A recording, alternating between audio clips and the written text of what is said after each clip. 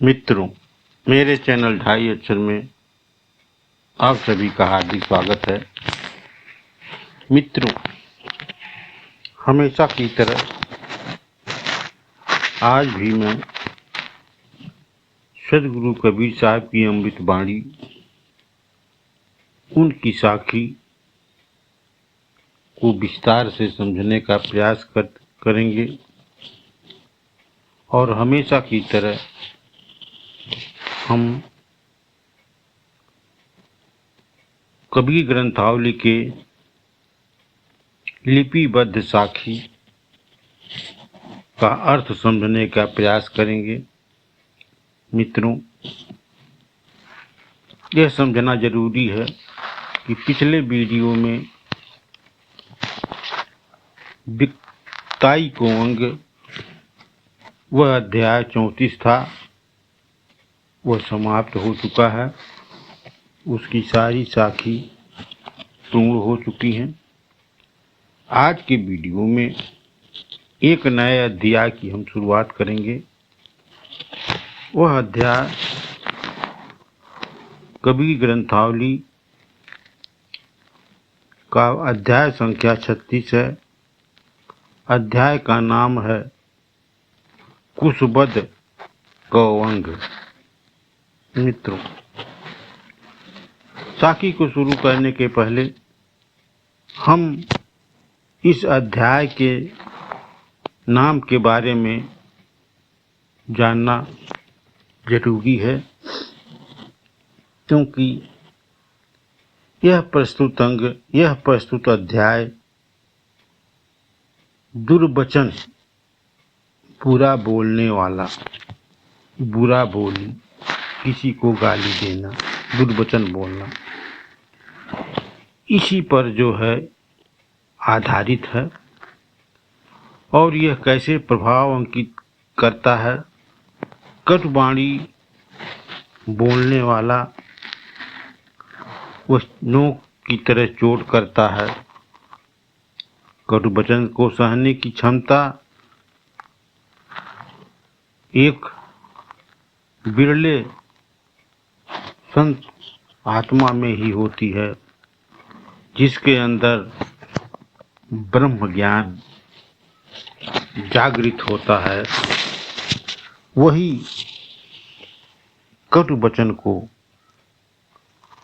कटुवचन के वार को आसानी से सहने में सक्षम होता है। मित्रों, यह तो कुशबद्ध कौवंग का परिचय हुआ। इसी क्रम में आज की पहली साखी जो इस प्रकार है। अड़ी सुहेली सेल की पड़ता लेयु सास, चोट सहारे शबद को तास गुरु में दास। मित्रों, सदगुरु कबीर साहब कहते हैं कि चोट भाले की नोक की तरह तो सही जा सकती है,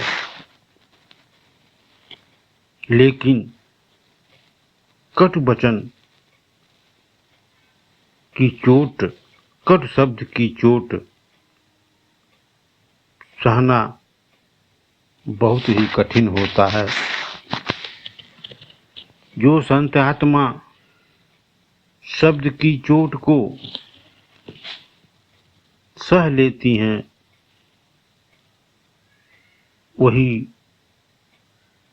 गुरु का असली माने में शिष्य होता है। सदगुरु कबीर साहब ने साखियों के शब्द बाण का रूपक बनाया है। यहाँ भी उसी शब्द के बाण का प्रभाव की ओर संकेत करते हैं कि शब्द बाण सहने के लिए शारीरिक और मानसिक तैयारी की जरूरत पड़ती है। कटु शब्द बोलने वाला या वो सुनकर सहना भी कठिन होता है।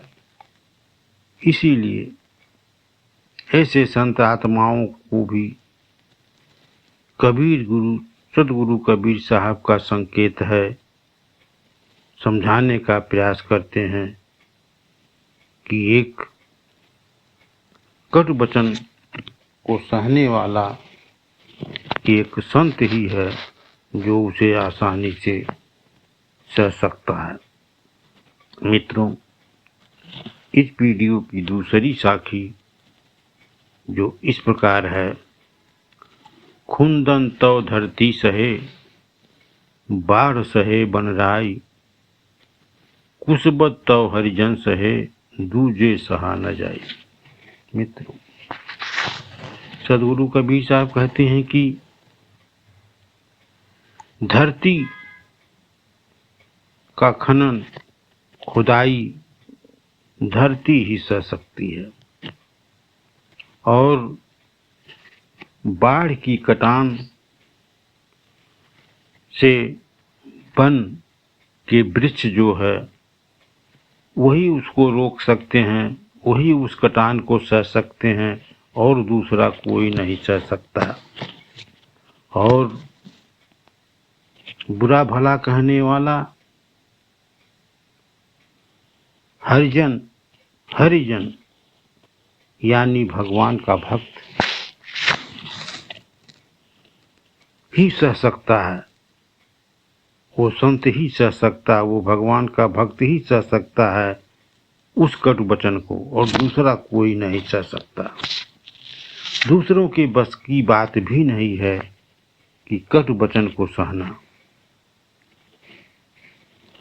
संतों की ये सहनशीलता, ये सहने की क्षमता, यह संत ही में दिखाई पड़ती है, और जो है किसी में भी ये क्षमता नहीं है कि किसी के कटु वचन को वो आसानी से ग्रहण कर लें या उसको सह लें। मित्रों, आज का वीडियो बहुत ही महत्वपूर्ण था। ये समझने की बात है, सदगुरु कबीर साहब ने उसे विधिवत समझाया कि संत को कैसा होना चाहिए कि वह जो है कटु वचन को आसानी से सह ले और अपने भक्ति के प्रति, भक्ति के मार्ग पर वो आसानी से चलता रहे। मित्रों, यह वीडियो कैसा लगा? अगर वीडियो अच्छा लगा हो तो मेरे चैनल ढाई अक्षर को आप सब्सक्राइब कर लीजिए, ताकि आपको इसी तरह की आध्यात्मिक वीडियो हमेशा मिलती रहे। वीडियो देखने के लिए धन्यवाद।